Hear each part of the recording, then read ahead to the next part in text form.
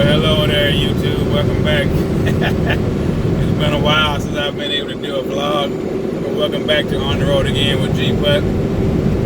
I had an interesting 7-8 days there since the last time I talked to you all. I think it was on Saturday the 16th was the last time I talked to you guys. I was heading up to, I was heading to Houston. That was the last video, and I got in the truck, and I, had my phone and stuff with me, but the thing that fit on the glass here, the windshield, wouldn't stick. I got an extra one back there, and it's kind of old, but it wouldn't stick, so I couldn't film anything going from Houston up to. Going from Houston up to Wichita, Kansas. But I did that run, and I'm trying to see up a little bit here. Did that run, and got the hotel up there in Wichita. The guy came and picked up the truck. All that went well. Got my rental car. We got to ride over to the airport. Got a rental car. Started heading back down to Houston. I'm rolling. I stopped a few times here and there, and made it back through Oklahoma City and down through Dallas. Well, my company provides us with hotels, and through C.O.P corporate lodging. And I was gonna give me a little rinky-dink hotel. Normally I don't, but because I was just trying to get in and get out, I went there and I booked it on my phone and all that kind of good stuff. And this is when all my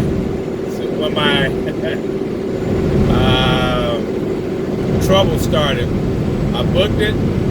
I go inside to show my card and my license and all that kind of stuff, and there was a language barrier. And normally when I book it through CLC, it goes straight to them and they do what they need to do. But this particular place, it was in what they call expanded network, where it's booked online. And I did it, but it's a corporate credit card that's sent through via email. And he wasn't understanding that's how the process goes. He kept telling me I need the credit card in my hand. So I went back outside, called CLC, went back inside, still didn't do right. The guy still wasn't understanding. So I go back out to the car again. I leave, I called CLC and said, and one of the things, when you go through expanded network, there are no refunds as far as what I can do. The CLC or the company may be able to do something on the other end, but as far as me, I can't do anything but cancel it and let them deal with that. And I messed around and they told me to go back, did it again. Now I'm frustrated. And many of you all know me, I don't frustrate easily in that sense. And I'm tired. I just drove 600 plus miles and it's 10, 11 o'clock at night. I just want to lay down, give me a shower and lay down. So finally when I called CLC back, I said, look, just find me a room close to where I am, and we'll deal with the rest of the next day. So that was fine. They found me a hotel. I want to say it was Best Western, which is where I normally go. Best Western, La Quinta. I stay on those middle tier ones if I can. I'm not trying to stay in. I say Holiday Express every now and then as well, but I'm not trying to do the Hilton and nothing like that. We can't anyway. But I got to the hotel room. And, get settled in. I'm looking at my phone. I talk to my wife and all that kind of good stuff. And, I'm online. Actually, I'm editing a video. And I'm editing the video, and my phone shuts down completely. I mean, nothing, just blank screen. Bam. And, so now, I'm paranoid and panicked because I can't get in touch with my wife, my kids, my company. my phone. The alarm for my medication is on the phone. Everything that I do is on that phone. I'm not really worried about the pictures because those get backed up to a degree, in contacts. But I didn't have those numbers in front of me. Now I do know my wife and kids' number, and my brother and all those. I know those by heart. Because those have been the same for years. But I realized I didn't know my company's number. Oh, mind you, I still had to have. I was down to E in the car I was in. I was trying not to put gas out of my pocket or put money out of my pocket into the gas tank. I was trying to wait till I got to the Houston office and use the company credit card in the office and do that. And I eventually made it, but that frustrated me as well. But I only got about 2 hours of sleep that night. And I finally got up the next morning. I was very, very anxious. Anxiety was on 10. And I got over to the shop that morning, and my mechanic, Jesse, was looking at me like, man, what is wrong with you? What is going on? I told him what was going on. He said, this is just not you. And because I was, because I just got back to work, I didn't have the money to just go and buy me another phone or to go and do. So I'm with Verizon, so I go to Verizon. I turn the rental car in, or get fuel, turn the rental car in, come back.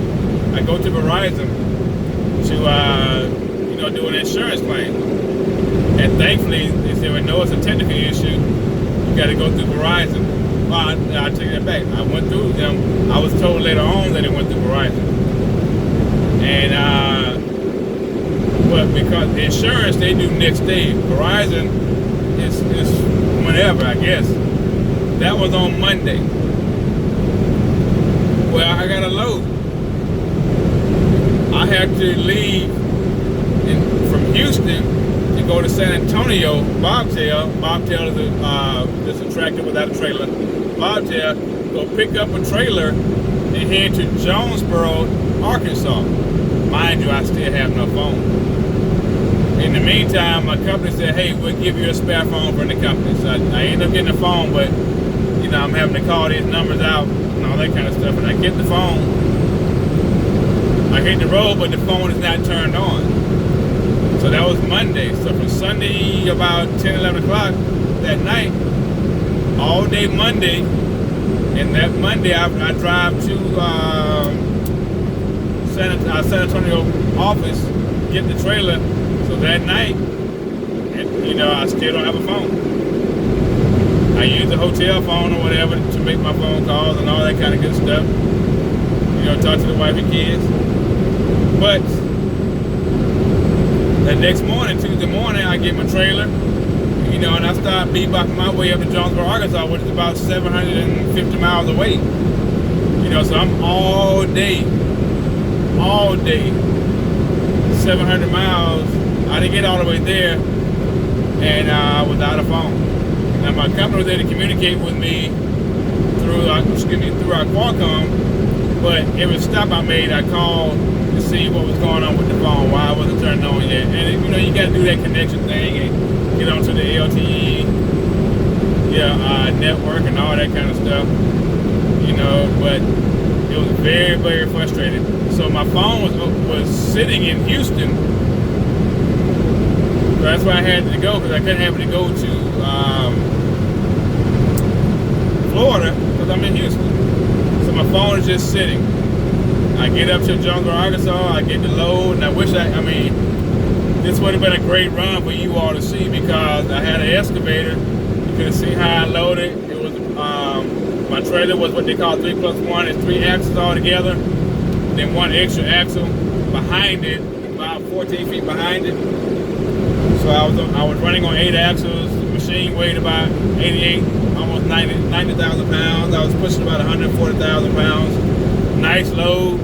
I had a route take me through the goat trails of Arkansas, up and down hills. Just a nice run for you all to see. And it took me 2.5 days to get. The load had to go from Jonesboro, Arkansas to Pharr, Pharr, Texas. and that was to include my route, because I was on a routing permit, which means I had to go to a specific route. It's about 1,000 miles. It took me 2.5. I left on I left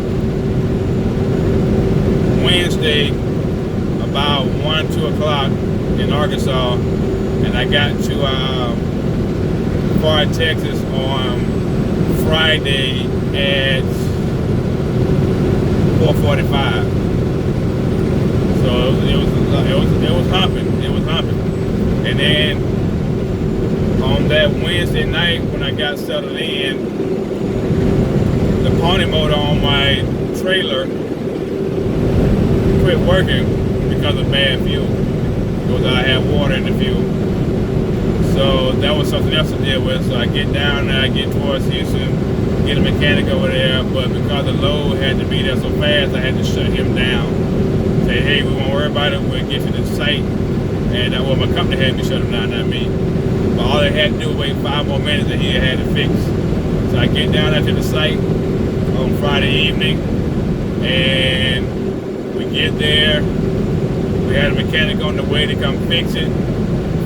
About an hour after I got there, he hadn't showed up. I was like, bump it. I called, I got some starter fluid from the people I was with or delivering to, and they had me. I sprayed the carburetor.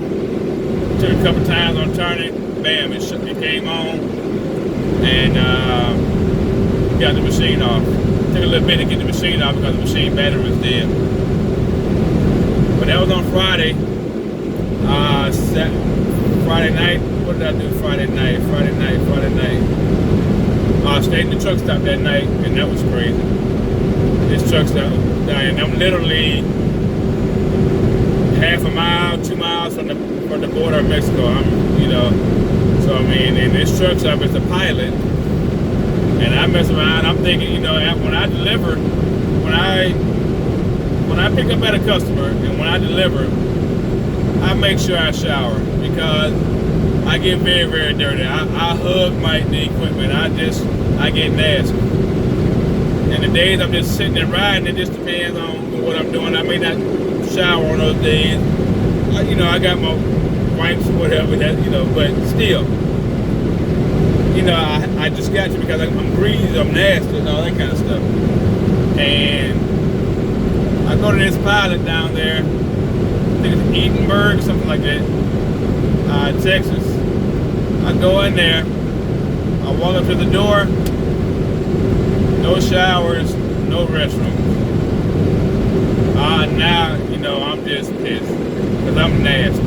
I got grease up both arms. Just got the sticky icky going on, as my friend you say. I got a shark bite in my drawers. It's just, I'm just pissed, for lack of a better term. And as I go back, I buy some stuff that I need out of the truck stop or whatever, and I get it together. And I head back up to San Antonio to drop the trailer off. And then I leave San Antonio, head to Houston to pick up my truck, got some cops here. Head to Houston to pick up my phone. And I leave Houston to head back down to Brownsville, Texas to get my phone. To get to do my next load. And my next load is shuttling trailers from a place we have in Brownsville back to San Antonio, and that's what I'm doing right now. I'm going back and forth from San Antonio picking up trailers. And that I said last week, that week was kind of going to be a light week. Wasn't too bad with all the deadhead. It wasn't that bad. They paid me well. Cause I also had that run going from Houston to Wichita, Kansas. So it wasn't as bad as I thought it was going to be. But that's what I've been doing for the last 8 to 10 days. Today is Tuesday, the 26th of January. But that's what I've been doing. I finally got my phone back up and going on Sunday night after I did my 34 and to end this video, to end my 34 as well, went to go pick up supplies back and forth from Walmart and Dollar Tree, and went to go get me something to eat. Well, I have to be off the clock, off duty. We can do personal conveyance and all that kind of stuff, but I have to be off for 34 hours straight. There's no on duty. Well, I was talking to my daughter and got sidetracked. And I was going to get me something to eat, and I popped that clutch, and it moved me about 6 miles an hour. And my Qualcomm said driving. So that, and by law, my company cannot edit driving on my logs. So I had 10 hours left. I'm sorry, I had 13 hours left on my 70-hour clock. And I woke up that Monday morning, hoping that my company would be able to change that or do something, edit it or something. They couldn't do it. So I'm riding on what they call recaps. And I have to explain recap a little later, but this video has gotten a little long. Longer than I wanted, but I just want to give you all a heads up on what was going on with me. I'm editing that video that I had before, and I'll get that one out. I'll put this one out as well, explaining what's been going on with me, and we'll go from there. But like the video, subscribe to the channel, comment if you like. YouTube, I'm gonna change the plan since earlier today when I spoke with you guys. Literally right after I got through with that video, got a phone call. Stop. Pull over. How far south are you? How far away from San Antonio are you? I was 105 miles from San Antonio. Well, we need to turn around, head back towards San Antonio, pick up a trailer, head to Sharon, Texas. Okay? That's what it is. Changes happen all the time. As I was still talking to my driver manager, he said, no, what happened to where's the trailer that I dropped that I had coming from California? Well, that's in Houston. That's the trailer we need. So I had to stop. I made a U-turn from wherever I was in the middle of Texas. Had to go back north and start heading east towards Houston. It was 220 something miles from where I was up to Houston. And picked that trailer up. So I'm heading to Sharon, Texas to pick up a gold hopper. I'll show you. I'll get pictures of that for you all. I think it's a gold hopper. It's a heavy trailer. I'm picking up a trailer on my trailer. The trailer by itself weighs 45,000 pounds. The truck I'm driving and the trailer I'm pulling is 48,000 pounds. So that trailer is 3,000 pounds shy of my total rig, truck and trailer. So it's a heavy trailer. It's not a heavy. It's not too much to handle. It's 30 feet long, 10 feet wide, 5 feet tall. It's nothing but pure steel. So it's an anchor. It's a boat anchor. But it has to be moved, heading east somewhere. So we'll see. Excuse me. I'm sorry. I'm not tired. It's been a long day. But anyway, I just want to give you all an update. We'll talk at you a little bit later on.